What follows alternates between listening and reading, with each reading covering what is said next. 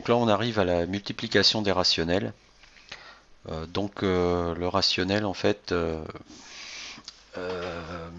quand on va multiplier des rationnels comme ça, on va réutiliser les règles qu'on a déjà vues en fait, puisque là la fraction 2 tiers c'est 2 divisé par 3, et divisé par 3 on a vu que c'était multiplié par l'inverse de 3. Donc la fraction ici on la remplace par 2 fois 1 tiers, l'inverse de 3.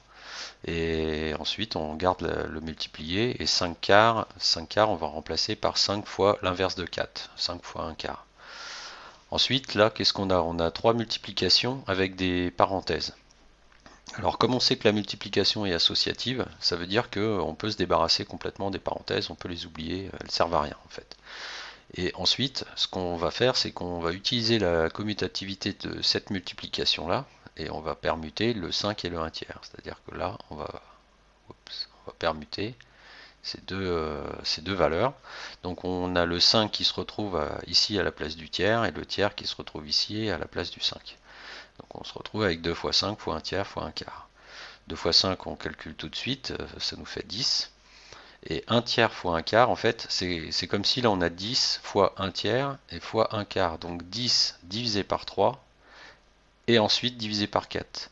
Mais le fait de diviser d'abord par 3 pour ensuite diviser par 4, c'est comme si on divisait directement par 12. Donc en fait, 1 tiers fois 1 quart, c'est comme si c'était 1 douzième en fait. Donc là, ce qu'on va retrouver, c'est 10, les 2 fois 5, on retrouve 10 fois 1 tiers fois 1 quart, on a le 1 douzième, et donc on se retrouve avec 10 douzièmes. 10 et 12 sont pairs, donc on peut les simplifier par 2, donc ça fait 10 divisé par 2, ça fait 5, et 12 divisé par 2, ça fait 6. Et par contre, c'est plus intéressant de regarder à ce niveau-là par rapport au produit de la fraction. Parce qu'en fait, là, qu'est-ce qu'on constate? C'est que cette fraction-là, en fait, si je le réécris sous forme de fraction, ça va faire 10 douzièmes. Voilà. Et 10 douzièmes, juste avant de simplifier, 10 douzièmes, en fait, c'est quoi? C'est 10, c'est 2 fois 5. Donc là, c'est le produit ici. Et 12, c'est 3 fois 4. Donc c'est ça, en multiplié aussi.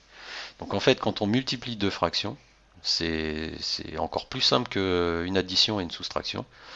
On fait le produit des deux numérateurs, ça nous donne le numérateur produit, et le produit des dénominateurs, ça nous donne le dénominateur produit.